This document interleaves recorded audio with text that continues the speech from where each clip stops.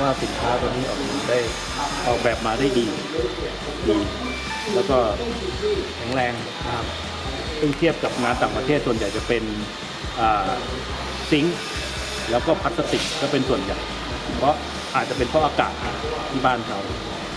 แต่ถ้ามาใช้กับบ้านเราคงไม่ได้เนี่ย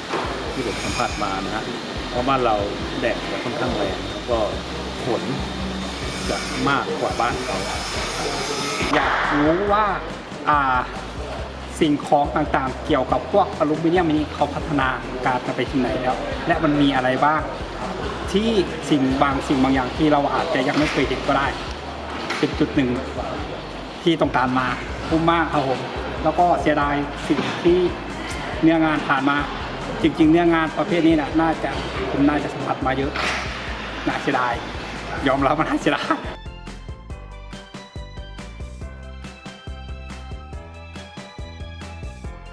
ไม่ได้มากครับเรื่องนี้เรื่องการ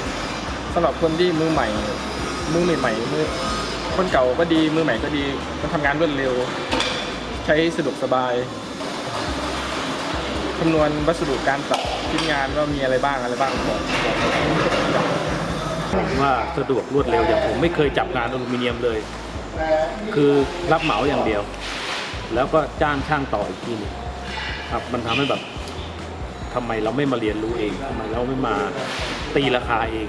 ให้มันจบไปเป็นหลังๆไปเลยผมว่าแอปตัวนี้มีประโยชน์มากสำหรับผู้รับเหมาจบเลยครับอันนี้ก็ราคาจะมาตรฐานเท่ากันทั่วประเทศทำให้ไม่มีการไปแทงกันอะไรแย่งลูกค้ากันอะไรแบบนี้ช่วยได้เยอะไม่ต้องซีเรียสว่าเหมือนเมื่อก่อนนะต้องพอเจองานปั๊บอาจจะต้องได้มาคำนวณบ้างเพราะบางครั้งเวลาตัดอลูมิเนียมตัดอะไรต้องดูว่ามันจะเหลือน้อยเหลือมากแต่ตัวนี้ช่วยได้เยอะแอปนี้ช่วยได้เยอะ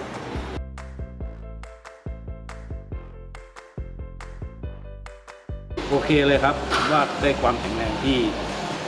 ปลอดภัยแล้วก็เหนียวอะผมว่ามันเหนียวเลยนะ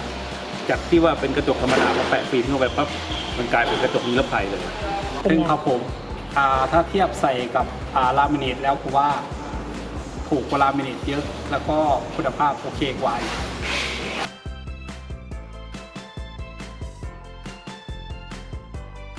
อันนี้ผมว่าทนกว่าเพราะส่วนใหญ่มันเหมือนแบบมันจะลอกผมไม่รู้ว่าได้ใช้วิธีการผลิตอะไรแต่ด้วยการสัมผัสเนี่ยมันเหมือนงานไม้จริงๆทั้งร่องของตัวไม้พวกตาไม้ต่างๆสัมผัสแล้วมันคือเหมือนไม้จริงๆครับส่วนใหญ่จะเป็นเหมือนสติ๊กเกอร์เข้าไปแปะซึ่งมันจะไม่ได้มีเนื้อลายอย่างเงี้ยครับมันจะเรียบไปเลยมันเห็นแต่ลายแต่ว่าเราสัมผัสแล้วมันไม่มีลายครับแต่อันนี้สัมผัสแล้วมันมีลายครับเหมือนไม้สวยกว่าที่ทำมาเยอะที่ทำมาว่าสวยแล้วมาเจอตรงนี้สวยกว่าคือตัวนี้จะเป็นมีมิติมากกว่าตัวที่ทำมามันก็โอเคแต่มัน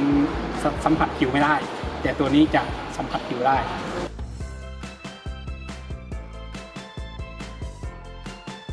โอเคครับต้องถามอะไรก็ให้ความรู้ทุกอย่างของที่ยังไงไม่รู้ครับสำหรับผมเองเนี่ยถ้ามีโอกาสได้มาจะเป็นคุณค่ากับเวลาที่เราเสียไปไม่ต้องกลัวต้องหลอกขายของนะครับมาดูมาเห็นว่าระบบแบบใหม่ๆของไอวินเป็นแบบไหนต้องมาครับอย่าไปคิดเลยครับว่าเสียเวลา1 วันผมว่ามันคุ้มค่ากับสิ่งที่คุณได้เรียนรู้อุปกรณ์ใหม่ๆที่คุณไม่เคยเห็นครับคุ้มครับคุ้มเลยแล้วได้รู้จักช่างอย่างผมไม่เป็นงานอลูมิเนียมเลยแต่ผมได้รู้จักช่างอลูมิเนียมที่มาอบรมด้วยกันนะพอมันน่าจะถึงเวลาแล้วล่ะเพราะบางตัวบางอย่างเราไ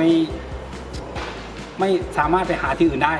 ครับผมแต่ตัวนี้โอเคเวิร์กยอมรับครับ